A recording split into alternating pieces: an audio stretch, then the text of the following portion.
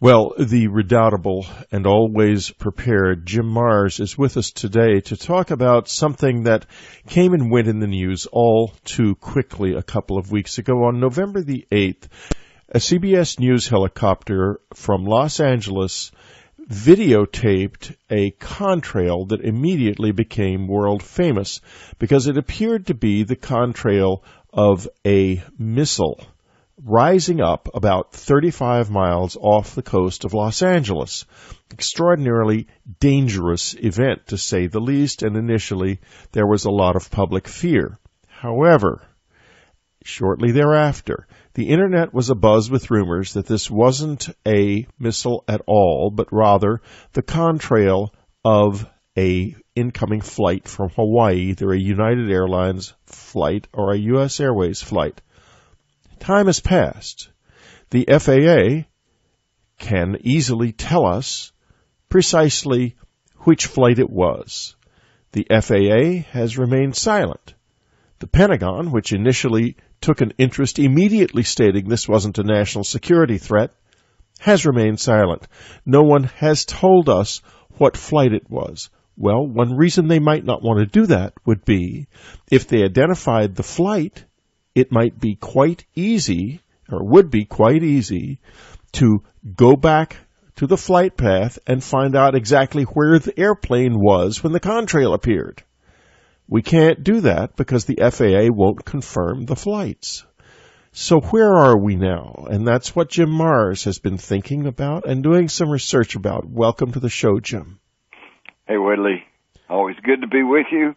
And it always is important for people to start thinking for themselves and look behind the headlines. So let's take this step at a time. First off, the CBS helicopter films what appears to be a trail from a missile. The cameraman, the newsman, that day said it was definitely a missile. I zoomed in with my telephoto lens, and there was a silvery metal object at the top, and there was flames coming out the bottom, and it was spinning. And but then, about 2 days later, he retracts his story and says, "Oh no, I don't know. I guess I was mistaken." All right, can the government make people change their stories? Absolutely. I've talked to hundreds of people in Dealey Plaza at the time of the Kennedy assassination, and they said initially they thought the shots came from the grassy knoll. But later, I said, well, where do you think they came from now? And they said, well, they came from the book depository. I said, why do you think so? Because the government said that's where they came from. So he changes his story. Then, of course, initially the U.S. military, apparently caught off guard, says, well, no, we weren't launching any missiles, so it couldn't have been ours. And then a day or two later, all of a sudden, they're coming back going, oh, well, it was just a contrail. But, Whitley, as you pointed out, they failed to tell us exactly what airplane it was so we can find out exactly what it was.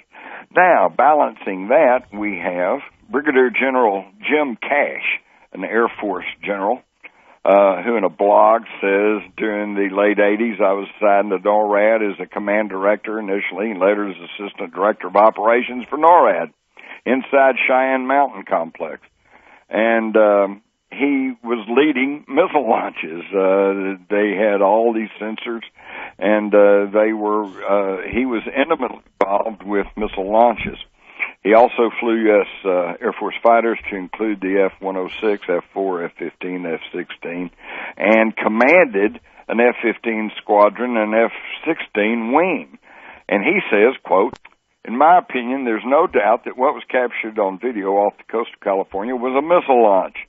It was clearly observed by NORAD, assessed by a four-star general in minutes, and passed to the president immediately. The system works, and heads fall that way if there's any failure. This is one of the most important tenets of national defense and the sole purpose to protect the American people. Even the smallest failure in this system gets intense scrutiny at the highest level. So what he's saying is basically that a decision to put out some lame excuse, as he calls it, would not come from the military, but would come from the president himself. All right, now we're finally on another, in Veterans Today, in an article by its senior editor, Gordon Duff, he quotes a retired U.S. Navy fire control technician who is certified in missile systems.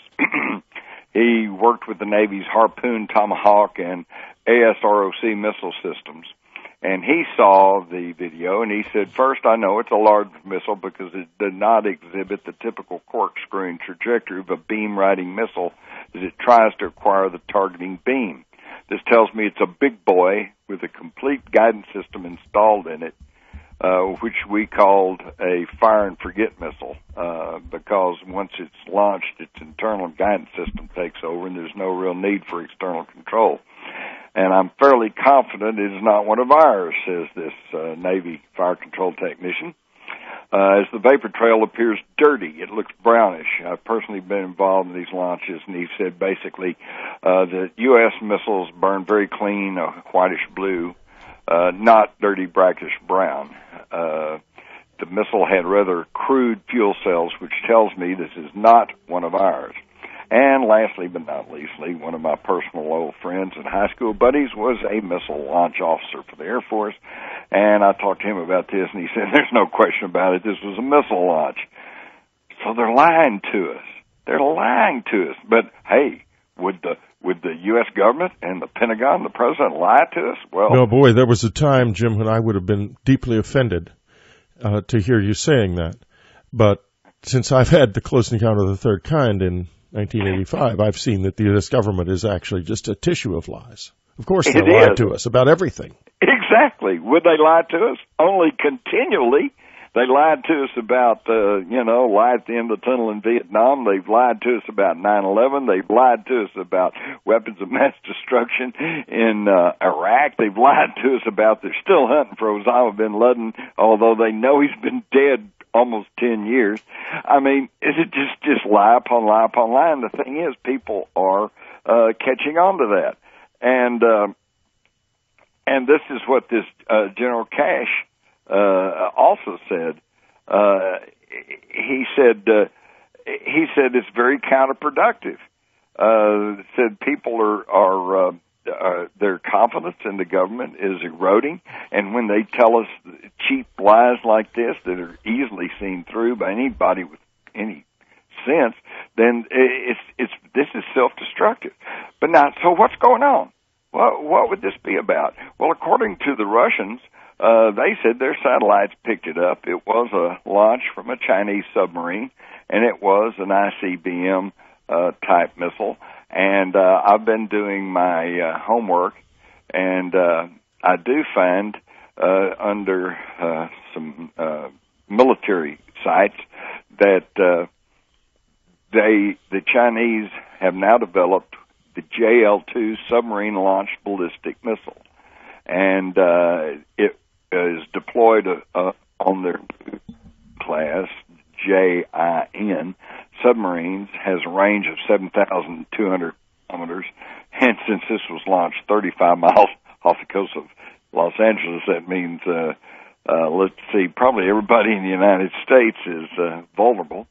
Well, the missile it would have landed in either northern China or Siberia if it right, because it was on a northwest trajectory. But it was like a shot fired across our bows then. Exactly. This was a little, as one wag put it, this was China groping in the United States. This JL-2 missile, by the way, 2 years ago in a report from the Pentagon entitled Military Power of the People's Republic of China, this was a report issued by the Pentagon. It said that this type of missile gives China its first credible sea-based nuclear strike capability. Now, why off the coast of the United States? Why fire this shot across our bow? And why on November the 8th? Well, let's look at what was happening right there.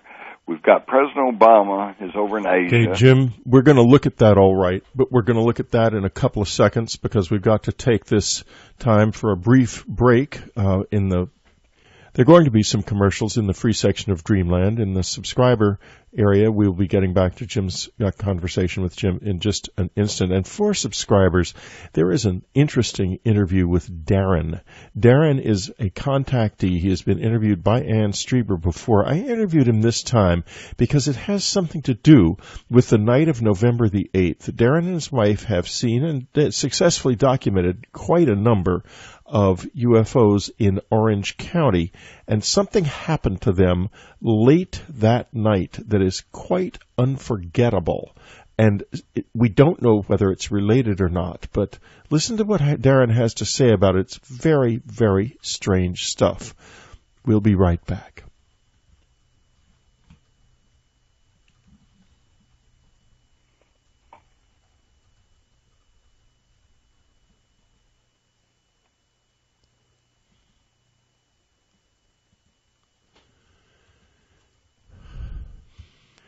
We're back with Jim Marrs. We're talking about this apparent missile launch that happened on November the 8th that has been dismissed, and probably not correctly or truthfully, as a contrail of a jet. The FAA never said which flight it was. Because they never said which flight it was, it's not possible to analyze the route and tell whether or not the flight was coming in at the time the contrail was videotaped by the news helicopter. So we're left in the dark, as always. But Jim, you're quite certain now that it's a missile, as you were saying, just as we left the air. But why don't we just pick it up from there? Right. Well, I do recall early on seeing the complete videotape, and to me it was clearly a missile because you could obviously see the fire coming out of the end of the object at the top of the trail.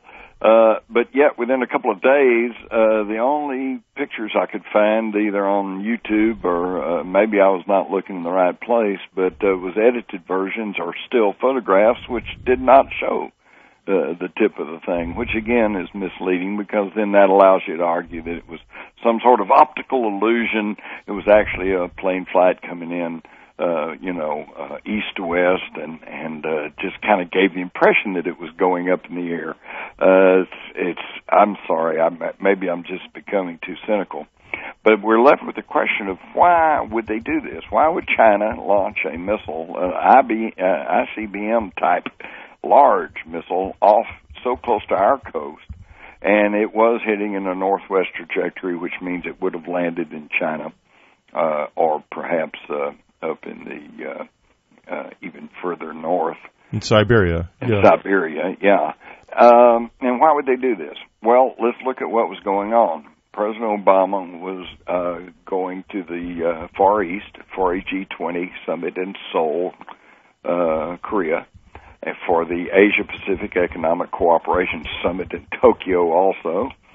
And we're in an economic dance of death with China because they make everything. And if the U.S. dollar goes down or if the U.S. quits buying goods from China, then the Walmart shelves go empty and everybody's hurting. And the idea is this was a flexing of China's muscle to show that they are no longer going to be pushed around by the economy of the United States. Right. Russia and China both now have announced that they are not going to be trading in dollars anymore. And China just recently, and at about that same time, about right there in early November, downgraded the American dollar trading dollar from AA to A minus. Yeah, they downgraded our credit from AA to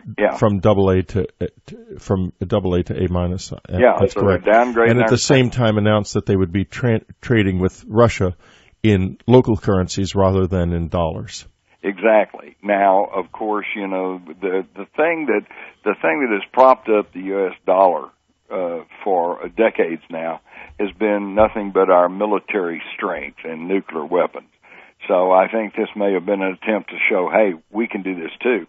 Also, Whitley, if you'll remember back a few months ago, maybe in September, somewhere in there were U.S. naval exercises in the South China Sea, and we were firing off missiles, and we were basically saying, look, we're still the superpower in the world. Keep accepting our dollars. I think this may have been a response saying, hey, we're a superpower too, and we have the same capability as you. Now, all this sounds like Cold War one-upmanship, and that's fairly normal. What is not normal and what bothers the heck out of me, and I think would bother you too, Whitley, and I think should bother all of your listeners, is that we're being lied to by our own government. We're paying money. We're paying trillions of dollars in tax dollars, and it's all just being siphoned out of this country. It's going for wars that are unending. Remember, everybody voted for Obama because he was going to be the peace candidate. He was going to get us out of Iraq. And yet he finally, when he gets in 2009, he tells us, well, it'll be 2010 before we get out. We'll be out by August 2010. Well, August came, and now it's going to be 2011. And now they've just announced it's going to be 2014. We're never getting out of there. And our country's unraveling economically, and we're squandering all this money, and then they lie to us. And what's even worse is China now has claimed that they've shot down one of our most advanced fighter planes, the F-22 Raptor. And an Now, China actually claimed they shot it down? Yes, there's a U2 on there showing the wreckage, showing a pilot parachuting out. And when I first heard this, I thought, oh yeah, okay, sure, this. But China actually officially claimed the shoot down. I don't think they did, Jim. Not officially, perhaps. No, not officially. But they are claiming that they shot it down, and there are pictures of the wreckage in a Chinese setting. And I thought, hey, like you, I was highly. I was very incredulous. But there was one that crashed just recently. November 17th, according to mainstream media, the base at the Joint Base Elmendorf-Richardson in Alaska said one of their F-22s was missing. And so it makes you wonder. And then a few days later, they said, well, they think maybe that they found the wreckage, but they haven't found the pilot. If they haven't found the pilot, how do we know the wreckage is legitimate? See, and this is leading to a credibility gap. If you can't trust your own government, if you can't trust your own military, who can you trust? As Gordon Duff, senior editor for Veterans Today magazine, says, a submarine approaches America's heavily guarded coast through a network of defenses costing billions, launches an ICBM capable of carrying up to 10 hydrogen bombs, launches the missile 2 minutes from Los Angeles, and we're utterly unaware. And this is the same military we trust our children's lives to. And bear in mind that submarine defense net has been downgraded continuously for 25 years. There's very little left out there. That's almost true. I think there's like two ships left with this submarine searching capability there, where there used to be dozens. But also, keep in mind, how many trillions of dollars have we spent since the 1980s on what is just commonly known as the Star Wars ballistic missile defense system? And if they can slip up and fire off a missile, 35 miles off the coast of Los Angeles, then where'd all that money go? Are we? Obviously, that was a waste. It's just calls the whole system into question, and I think we should start questioning it, because obviously what we're being told is just propaganda pablum. And it's quite different from the Cold War, if this is all true. And I have to say, I am not an expert, but so far, every expert I've talked to has said it was indeed an ICBM contrail, right, as you have found. And the diplomatic and economic maneuvers that took place around that period were sort of odd as well. And as you've pointed out. So maybe that's exactly what it was. Maybe it was. But what if, and might it not have been one of ours? An accidental launch? They would certainly have a motive for keeping that secret. Well, yes, but again, the experts, and like you, I don't claim to be an expert, but I do know that the video I saw, in my mind, tallies with what the Navy technician said, which is it seemed to have a dirty brownish trail, which is not at all what we see with the missiles that I've seen launched and the films I've seen. And I think that there would have been a more immediate and a more credible cover story to the whole thing if it had been some sort of inadvertent launch by the U.S. I think this is exactly what and of course the problem is we've been conditioned not to trust the Russians, not to trust the Chinese. And you and I, Whitley, and probably most of the people listening, we grew up in the old republic in which the Russians had propaganda, the Chinese had propaganda, but the United States, we told the truth, and that's what we're conditioned to. But unfortunately, we're into just a whole new world here, and it's like perhaps they're telling the truth, perhaps we're not, because as we mentioned earlier, the track record for truthfulness for the U.S. government, the military in particular, is just not very good. Not very good at all anymore. And, I think to myself, of what would have happened during the Cold War if this had occurred then, it would have been immediate national news. There's no question about it. It Right. wouldn't have been hidden like this. No. And, you have to wonder, the possibility exists, I think, that maybe it was a Chinese launch, but it was an accident on their part. That would also give us a motive for hiding it. I just don't see the motive for hiding it except, bureaucratic stupidity and the habit that the United States government has gotten into of lying to us about so many things. I just wonder if if the story is as ominous as it seems. Well, exactly, because, when you take the possible shoot down of one of our F-22s and the fact that they fired a missile launch, if indeed that's exactly what, and if it was intentional. I mean, what we're talking here is that we're practically in a shooting war with China, and we're not being told about it. It's being covered up. That would be like, I don't know, Hitler attacking Poland, and the Poles not mentioning it to their people. Say, well, yeah, we're not going to tell you about that. Well, they had some sort of a freakish accident with tanks over in Western Poland today. It's amazing. I don't get it. It's very strange. But back to your question, though. Yeah, please. Why would they cover this up? Again, I think the main thing, it comes back to the economy. The economy's fragile. I think it's in a lot worse shape than we're being told. When my experience as a newsman over the years and talking to economists is that they feel a very definite responsibility in speaking out publicly, and what I found is what they'll tell you privately and what they say for public consumption is sometimes two entirely different things.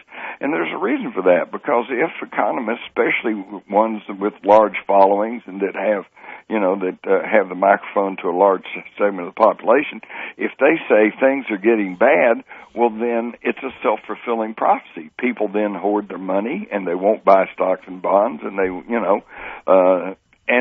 it's exactly what they're prophesying. So what I found traditionally is that no matter what they may say privately, publicly, they're always upbeat, and optimistic. Well, things are looking up. And but now there are just a huge list of top economists who are saying the bottom's falling out. And so when they say that, we're in dangerous waters. And for then, on top of that, if they acknowledge that China is flexing its muscle and becoming the world's real superpower, that just, there goes more credibility and there goes more confidence. And we got a real problem there. Now, that coupled with the idea, again, that the biggest bulk of the U.S. budget for years has gone to defense. And we have spent trillions of dollars on this missile defense systems.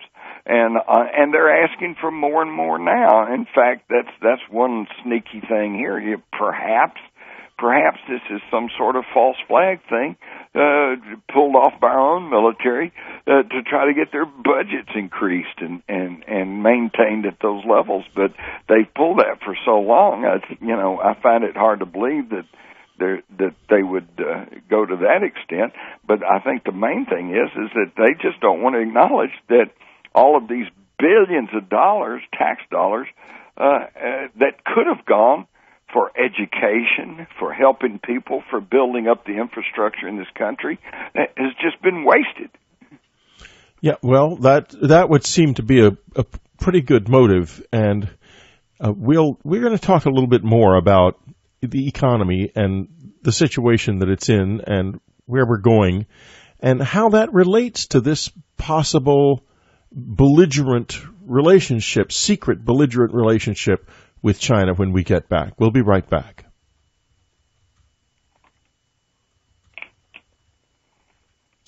We're talking today to Jim Marrs about this bizarre event that happened on November the 8th, an apparent missile launch off the coast of Los Angeles that was dismissed unofficially as an airplane contrail of an incoming flight from Hawaii.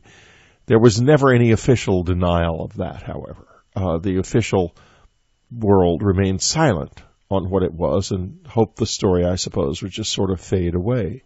Subsequently, an F-22 was lost somewhere in the Arctic. There's a certain amount of evidence that the crash of the F-22 took place in China, but that's not clear either. We have the possibility of some kind of belligerent atmosphere between the United States and China. Now, a few days ago, right before exercises in the South China Sea between South Korea and the U.S. Navy occurred, the North Koreans became obstreperous and shelled South Korea very briefly. So there's a real sense of unease. The United States, prior to any of these things, the Federal Reserve printed $600 billion in money. They just printed the money. They essentially created it. They did this in an effort to cause the dollar's value to drop in order, since the Chinese would not reduce the value of their own currency, the yuan, they tried to arbitrarily, from our viewpoint, our standpoint, reduce the value of the dollar, thus making Chinese goods more expensive in the United States and our goods less expensive so that American workers can go back to work making things instead of having us buy everything from China. The Chinese were very, very angry about this, and the reason is China has no net. It has billions of workers. There is no social welfare system whatsoever. If they stop getting a paycheck, they immediately go hungry, immediately, and they take to the streets. It happened in 2008 all over China. These people are ready. China's a powder keg, basically. And if this prosperity that they have, this bubble that they're living in, is interrupted, that government is going to collapse. It's as simple as that, and they know it perfectly well. And that, I think, is a very powerful motivation. Interestingly enough, what happened after the $600 billion attempt to cool down the American currency is the euro began to fall apart, and the dollar is stronger than ever. The Chinese needn't have worried. So here we are with our currency so strong that foreign goods cost much less. It costs $2,000 or $3,000 less right now to buy a Mercedes-Benz than it did 6 months ago, simply because of changes in currency. Meanwhile, the price of a Cadillac is exactly the same. So let's get back to Jim now. Well, Whitley also wouldn't, am I correct in thinking that with us printing all this money and devaluing the dollar at a time when Obama is in Asia trying to get China to loan us more money So in other words, we're trying to ask them to loan us more money for the devalued dollar. Wouldn't that also anger them? Well, yeah, I don't get, I'm not absolutely sure that the tail and the dog were even connected to the same rump when Obama was in China, was in Asia, because they weren't playing with a full deck. You can't go to the Chinese and say, loan us more money, while at the same time you're making the value of the money of our money less. Right. But what they didn't understand, what the U.S. Federal Reserve didn't understand, was this was just a drop in the ocean. The dollar, the strength of the dollar is really at this point almost unassailable because of the unrest in the rest of the world. And now particularly in the European Union, which, right.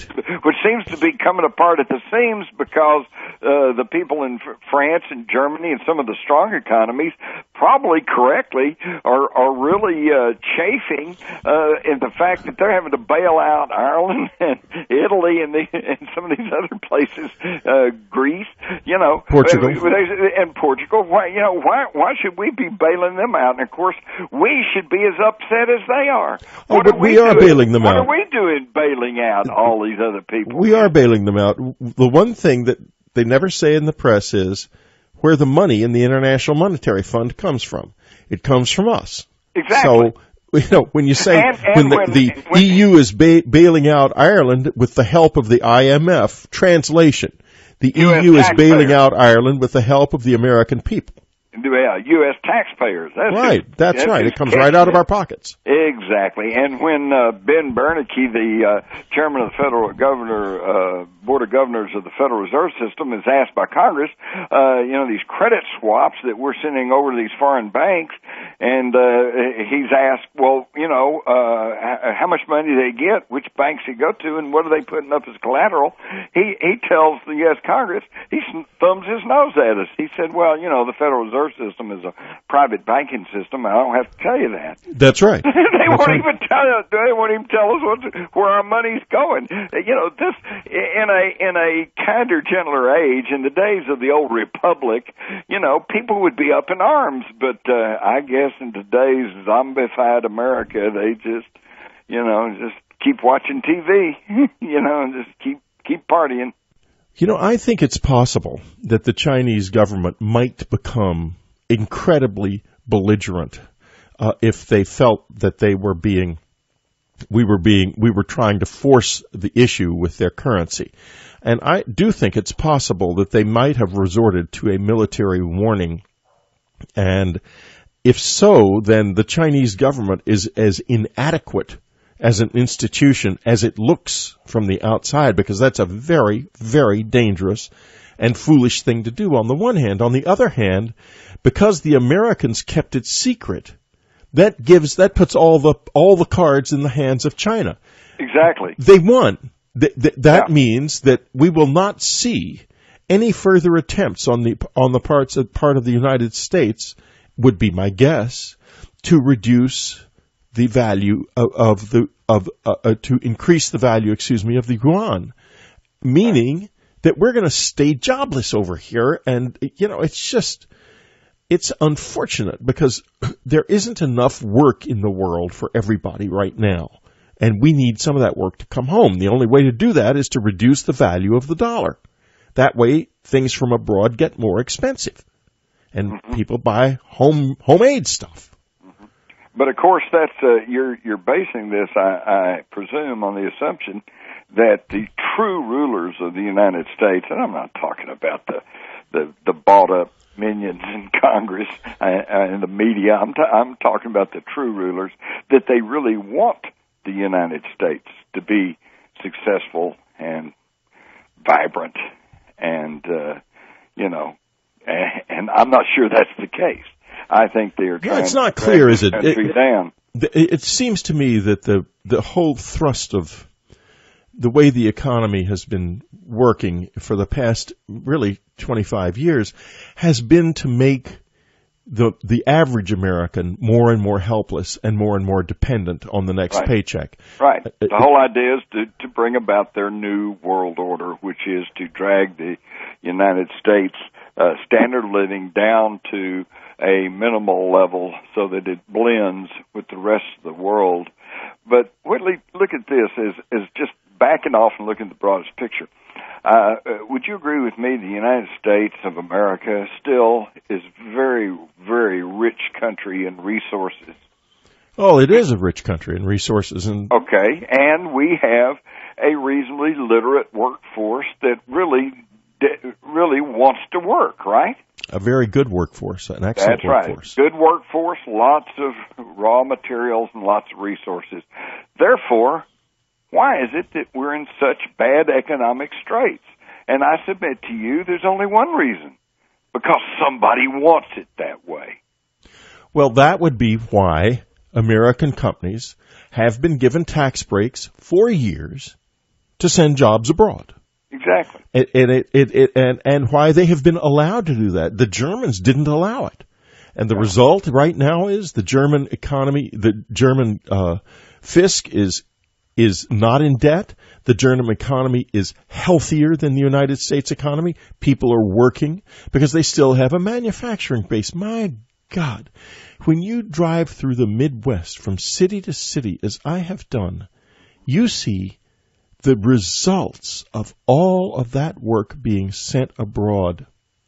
And, you know, I know somebody who works in a call center right now in this country who lives in fear because the call center it could be shipped to India at any time, or the Philippines, or any number of other countries to save a little money. And does that mean that the American worker has to work for less in order to be competitive? Does it mean that we have to give up being a first world country in order to get jobs? Or is our choice have slave labor wage jobs and live like a third world country, or live with no jobs at all? I'm afraid that might be the choice that they are giving us. There is a third possibility, though, and that is what is not being done.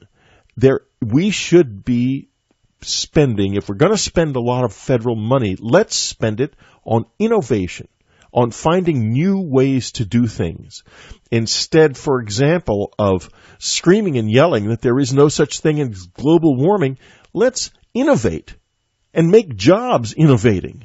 Right. So that if that is true, then we're prepared for it. There's so much we could do that we do not do. It's just a shame, all of it.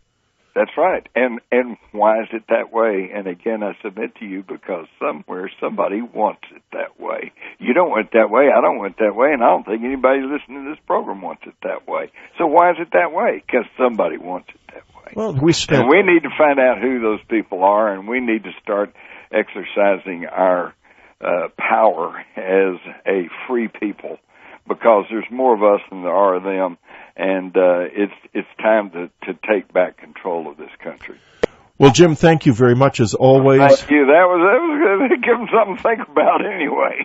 Well, that's true, and I guess we won't be talking until after the new year. You can listen to Jim Mars again on our year-end program. He'll be there talking about what work he's doing now and what he expects to happen in the coming year. So this is Whitley Strieber. It's U.S. Airways flight. Time has passed. The FAA can easily tell us precisely which flight it was. The FAA has remained silent. The Pentagon, which initially took an interest immediately stating this wasn't a national security threat, has remained silent. No one has told us what flight it was. Well, one reason they might not want to do that would be if they identified the flight, it might be quite easy, or would be quite easy, to go back to the flight path and find out exactly where the airplane was when the contrail appeared. We can't do that because the FAA won't confirm the flights. So where are we now? And that's what Jim Mars has been thinking about and doing some research about. Welcome to the show, Jim. Hey, Whitlichter initially, and later as Assistant Director of Operations for NORAD. inside Cheyenne Mountain Complex. And he was leading missile launches. They had all these sensors, and he was intimately involved with missile launches. He also flew U.S.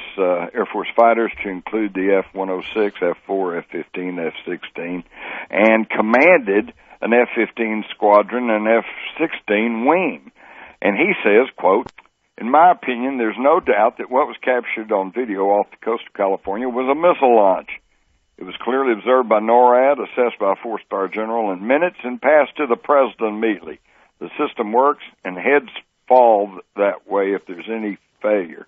This is one of the most important tenets of national defense, and the sole purpose to protect the American people. Even a Kennedy assassination, and they said initially they thought the shots came from the grassy knoll, but later I said, well, where do you think they came from now? And they said, well, they came from the book depository. I said, why do you think so? Because the government said that's where they came from. So he changes his story. Then, of course, initially the U.S. military, apparently caught off guard, says, well, no, we weren't launching any missiles, so it couldn't have been ours. And then a day or two later, all of a sudden they're coming back going, oh, well, it was just a contrail. But, Whitley, as you pointed out, they failed to tell us exactly what airplane it was so we could find out exactly what it was. Now, balancing that, we have Brigadier General Jim Cash, an Air Force general, who in a blog says, during the late 80s, I was assigned to NORAD as a commander. Always good to be with you.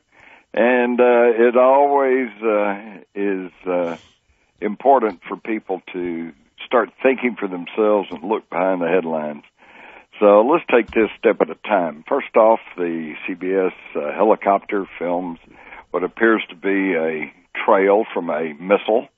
The cameraman, the newsman, that day said it was definitely a missile. I zoomed in with my telephoto lens, and there was a silvery metal object at the top, and there was flames coming out the bottom, and it was spinning. And but then, about 2 days later, he retracts his story and says, oh, no, I don't know. I guess I was mistaken. All right. Can the government make people change their stories? Absolutely. I've talked to hundreds of people in Dealey Plaza at the time of the... Well, the redoubtable and always prepared Jim Marrs is with us today to talk about something that came and went in the news all too quickly a couple of weeks ago. On November the 8th, a CBS News helicopter from Los Angeles videotaped a contrail that immediately became world famous because it appeared to be the contrail of a missile rising up about 35 miles off the coast of Los Angeles. Extraordinarily dangerous event, to say the least, and initially there was a lot of public fear. However, shortly thereafter, the internet was abuzz with rumors that this wasn't a missile at all, but rather the contrail of a incoming flight from Hawaii, either a United Airlines flight or a